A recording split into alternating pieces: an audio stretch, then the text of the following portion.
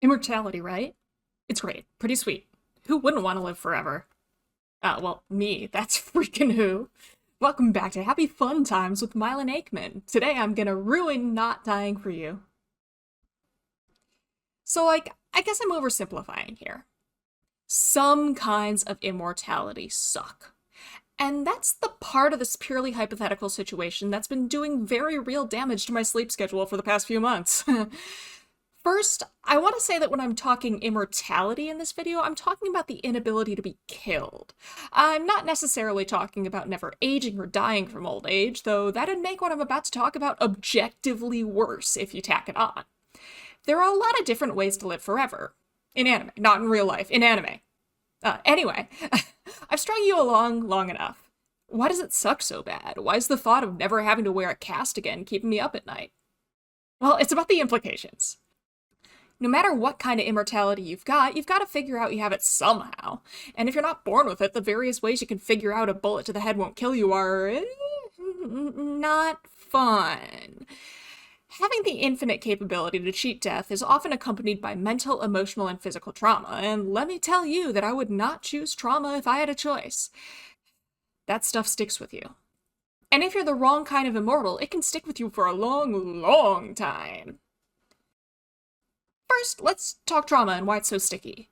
I do want to clear up some misconceptions, though, before I get into that. You don't need to go to war to be traumatized, and it doesn't need to be just one big thing.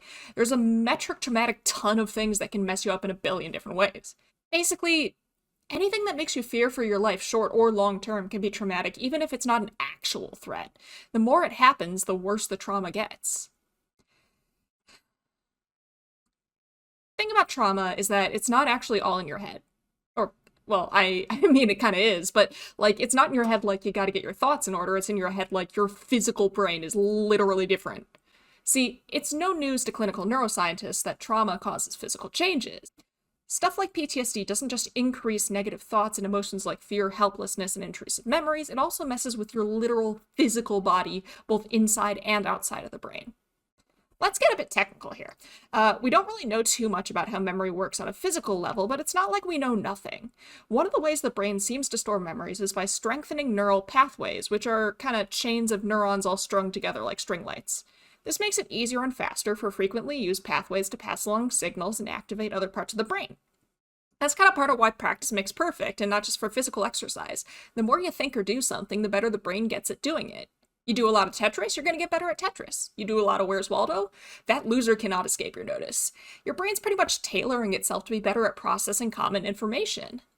Think about that one study that went viral a while back talking about how hardcore Pokémon fans have parts of their brain dedicated to recognizing Pokémon. You can think of it like a train line, getting more stations, better tracks, and more train cars the more people use it, except it's your brain. Collections of these pathways, or these train routes, to use that metaphor, that work together are called networks. When one path in the network gets activated, other paths in the network also get activated. Kind of like if a train line is busy, the lines it transfers to will also get busier.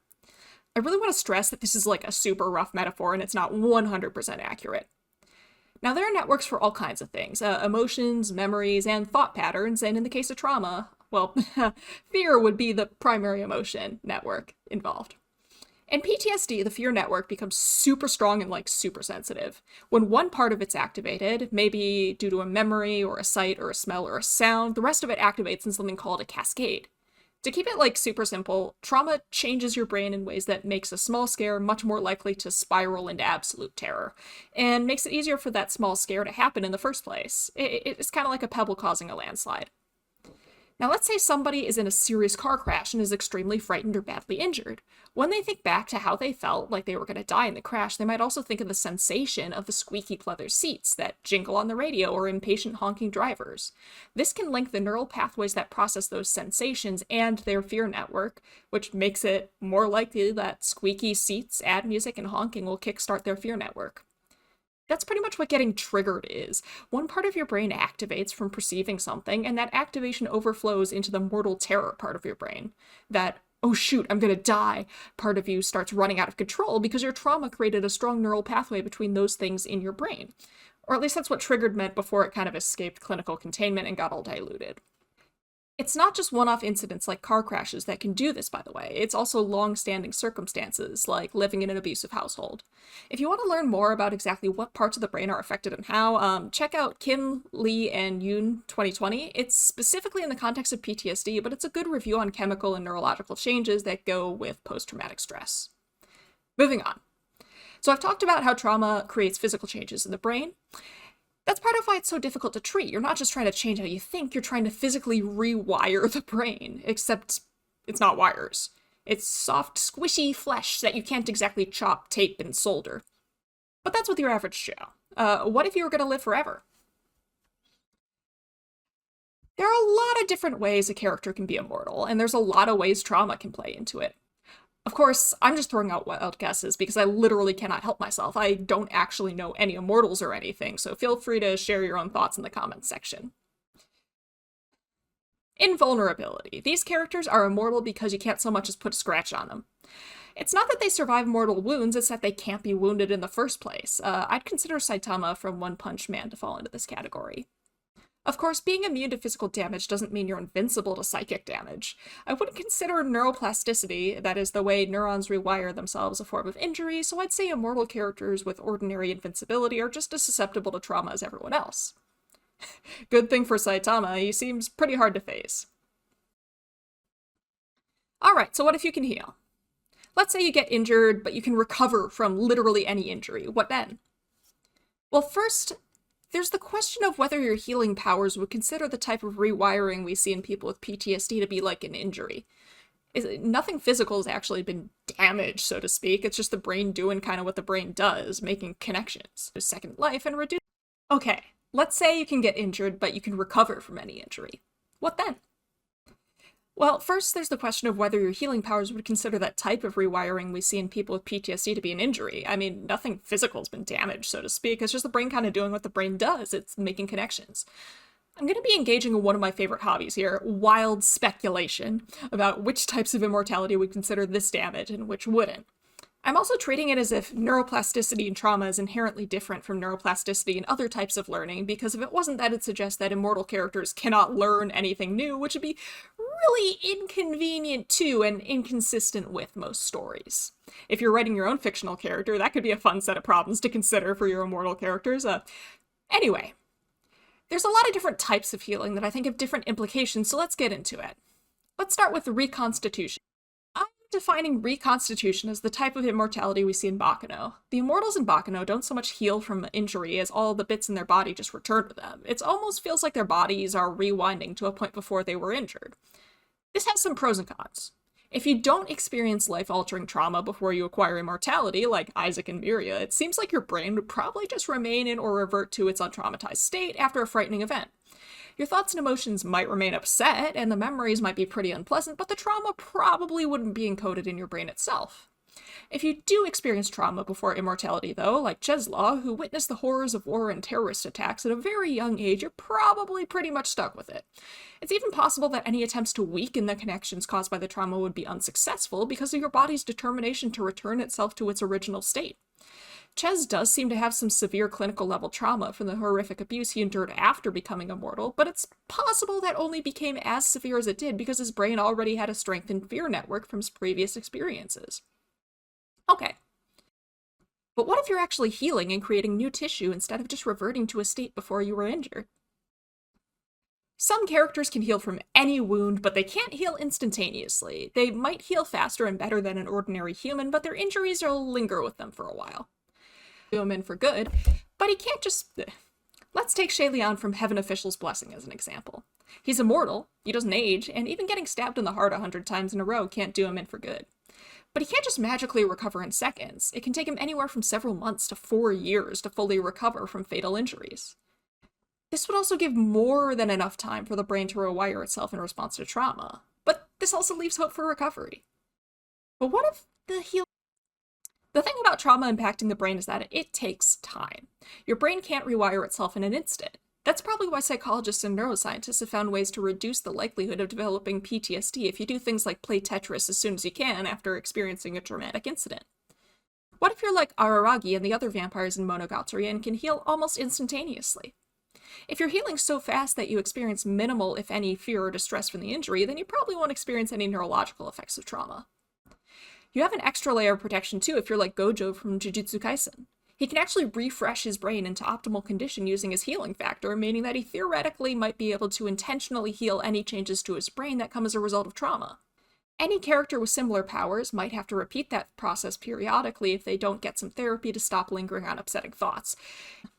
After all, the more they ruminate on the source of their trauma in a maladaptive manner, the more likely their brain will strengthen those connections, leading to those changes we see after traumatic experiences. Anyway, a lot of the risk of developing something like PTSD is from experiencing fear of severe harm or death. Up until now, none of these immortals have actually died, so to speak. But what if you do?